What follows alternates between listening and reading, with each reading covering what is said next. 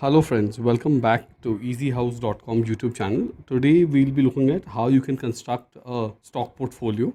We'll be following a top-down approach. We'll be listing down some criteria based on which we'll be doing a screening for the stocks, and stocks will actually meet these criteria. We are going to shortlist them, and then we are going to look at the stock prices compared to its previously and to its peers in the industry, and then we'll see whether the stock is actually overpriced or not, and then we are going to go ahead and shortlist these stocks for investment. So a lot of people who are starting off have invested in ETFs and mutual funds to slowly move forward to actually making their own stock portfolio. So we'll be moving towards this direction. Second thing is, I would like to tell you that an individual investor has an advantage, can actually do a lot of study on the company, the management, the industries before owning an individual stock. So, in order to make a good portfolio, you need to do your research, you need to do your homework. And, there are a lot of books, there are a lot of videos, there are a lot of annual reports which you need to read. And it is good to do that because your homework has to be done correctly before go ahead and start investing into stocks.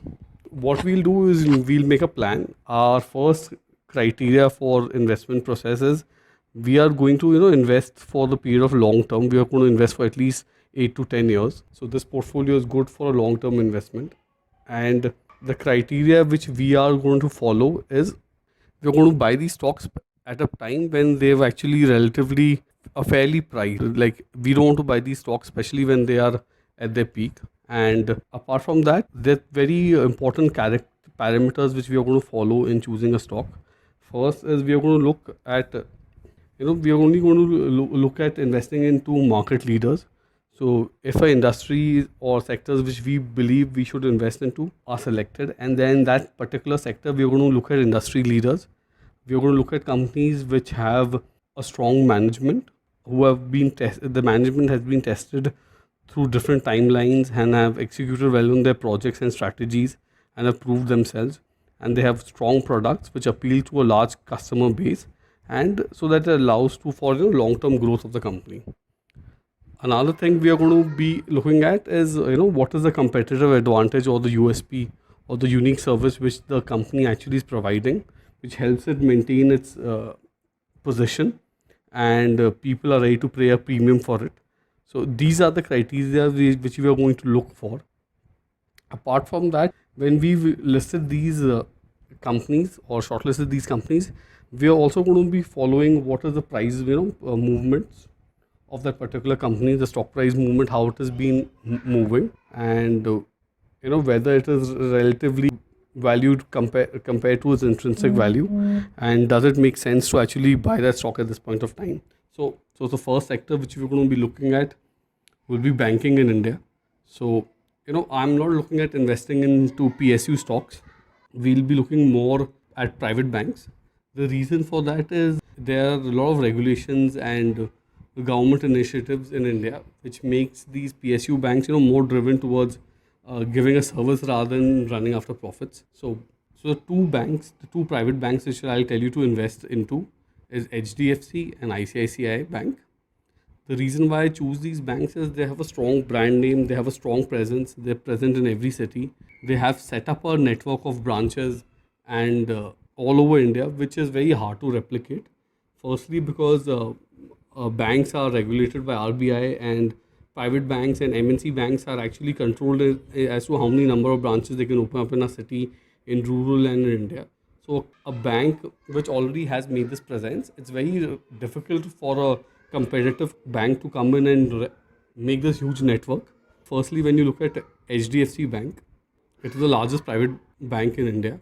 Apart from that, it has done very well for the last a number of years. In fact, it has a very strong management. It's innovative. It has adopted a single team approach nowadays to execute projects and drive innovation. Its revenues have been growing consistently, and once this corona time gets over, it has already raised a significant amount of money to take advantage and probably disperse more loans and build its book when the demand picks up in the future. Even though its current price is a little bit higher than the intrinsic value, I see the stock is actually trading at its current PE stands at 22. and the sector P is at 21. But if you look at the stock price movement, it actually has corrected quite a lot since its peak. So it was trading at around 1250 and almost hit 1300. During March, it actually corrected to almost 800, to almost 50% of its price. And then again, a rally has actually started in this. People have actually started buying into the stock, and mostly all the mutual funds in India hold the stock, and it currently trades at around 1100. So it currently trades at 1120. A very similar company to HDFC is ICICI. When we look at ICICI, its stock has actually not moved as much as HDFC after this Corona crisis, and you'll see that its intrinsic value is actually, its current price is much lower than its intrinsic value, and it's a good entry point to get into the stock. So it had hit almost 550 rupees, and now it trades at close to 375. So you still are looking at a good discount of 25 to 30%, more than 30%. It's the second biggest private bank in India. Its PE trades at 25. Relative to HDFC, in fact, this is much more fairly priced. You can look at investing into these banks, and these are the best banks. Actually, they're the biggest, and they've raised capital as of now. So they're relatively secure, and their loan process and the NPAs is comparatively much lower than what the industry. So you are going to see good returns in these two banks. So I suggest you invest into these two banks. The second sector which you should look at investing into is auto. So auto is a sector which I would actually invest into. So you've seen this correction in the market because the demand for commercial vehicles actually has been down for a very long time, and a lot of companies have seen a significant correction. If you see a 10-year time horizon, you will actually see a lot of domestic auto companies will actually do very well when the demand picks up, and they're relatively well priced at this point of time. So if you in the auto sector, I'll suggest that it's a good point to get into, and they've corrected, and they're at a comfortable valuation, and you can invest into. So the auto sector, I'll suggest that you look at two companies. The first is Maruti Suzuki. Maruti has like almost like a 70%, 65 to 70% market share of private passenger vehicle in India.